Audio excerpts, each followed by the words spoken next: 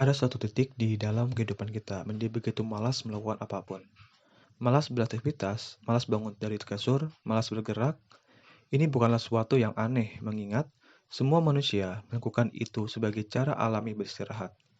Namun menjadi pertanyaan ketika rasa malas itu tak berkesudahan. Masyarakat selalu menilai rasa malas sebagai penyebab kemiskinan yang tidak baik. Tak sedikit yang berpikir langsung menghakimi dan melabeli seseorang sebagai pemalas. Namun tak sedikit pula yang mencoba menyemangati. Bersemangatlah, jangan patah semangat. Jika orang tua bisa, kenapa kamu tidak? Sangat disayangkan bahwa hal-hal ini tak bisa sepenuhnya menghabisi rasa malas pada diri seseorang. Layaknya penyakit, rasa malas pun timbul akibat sesuatu. Tanpa mengetahui akar permasalahannya, perasaan negatif itu tak akan bisa diselesaikan. Penasaran akan hal itu, para peneliti mencoba mencari jawabannya. Pencarian jawaban pertanyaan itu membuahkan hasil bahwa kemalasan timbul tak hanya karena adanya gangguan dalam bentuk fisik saja, tetapi juga secara mental. Nah, berikut ini saya akan mencoba menjelaskan secara ilmiah mengenai timbulnya rasa malas pada seseorang. Satu, kemalasan punya beragam makna dalam berbagai bidang. Memahami rasa malas berarti harus mengerti terlebih dahulu arti kata itu. Dalam artikel Psikologi Today, pemalas dipahami sebagai label kepada individu yang mampu melakukan kegiatan yang seharusnya bisa dia lakukan, namun tidak dilakukannya atau dilakukan dengan asal-asalan. Mudahnya, malas itu adalah situasi ketika motivasi menyisihkan usaha mengalahkan motivasi untuk berusaha. Dalam jurnal, sang penulis Thomas Manson melihat pelabelan pemalas kepada seorang berbeda makna, tergantung situasinya. Untuk siswa, label pemalas sering diberikan kepada mereka yang nilainya turun atau jelek. Sedangkan untuk karyawan, label pemalas untuk dilatarkan kepada mereka yang jarang mencapai target.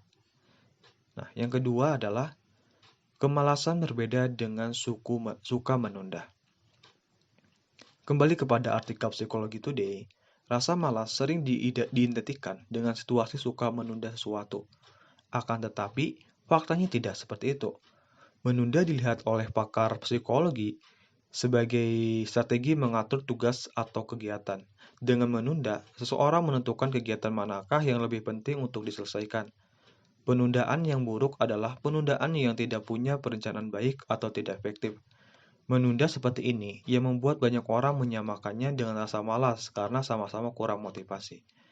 Namun ada perbedaan yang kentara di antara keduanya. Penundaan setidaknya masih bercita-cita dan ingin menyelesaikan tugas walaupun butuh tenaga ekstra demi mengerjakannya, sedangkan pemalas tidak. Yang ketiga adalah pemalas juga berbeda dengan pengangguran. Layaknya penunda, pengangguran juga sering disamakan dengan pemalas walau sebenarnya berbeda. Menganggur artinya tidak melakukan apa-apa. Ini memang bisa terjadi bila kamu malas, tetapi bisa juga lantaran memang tidak ada yang kamu lakukan atau sedang tidak bisa dilakukan. Di Itali, istilah pengangguran sering diterjemahkan dengan "dolce far niente" atau menyenangkan untuk tidak melakukan sesuatu. Frasa ini mendukung adanya fenomena mengapa ada orang yang bekerja keras saat ini demi bisa menganggur di masa depan nanti.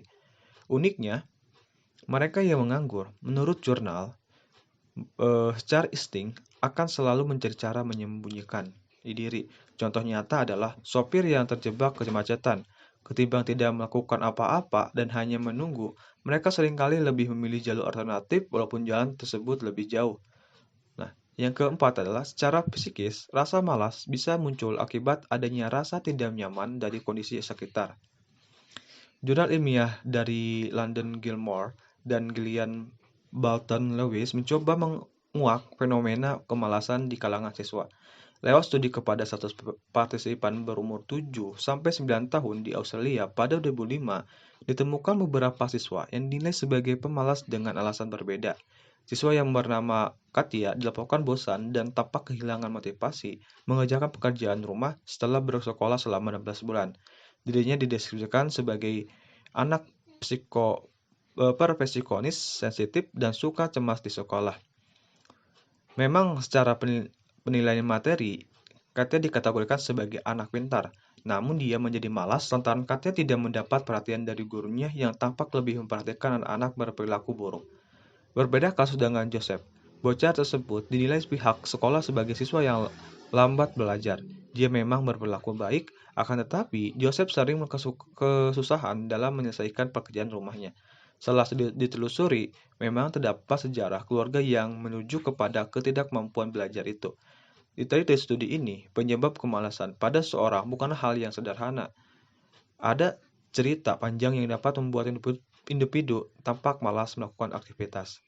Yang kelima, secara fisik, rasa malas dikaitkan dengan adanya gangguan pada tubuhmu. Pastinya kamu sudah mengetahui bila kehadiran penyakit di tubuhmu akan membuat tubuhmu merasa lemas. Tidak mengagetkan bila kamu menjadi malas berkegiatan akibat sesuatu ini. Satu fenomena di kesehatan yang sering kali membuat satu individu dinilai sebagai pemalas adalah sindrom kelelahan kronis. Dilansir dari Healthline, sindrom kelelahan kronis ini masih belum diketahui penyebab utamanya. Beberapa teori berpendapat sindrom itu timbul karena infeksi virus, stres psikis, atau kombinasi berbagai faktor seperti hormon yang tidak seimbang. Umur pun bisa menjadi faktor, mengingat mereka yang berumur 40-50 sering mendapat sindrom ini.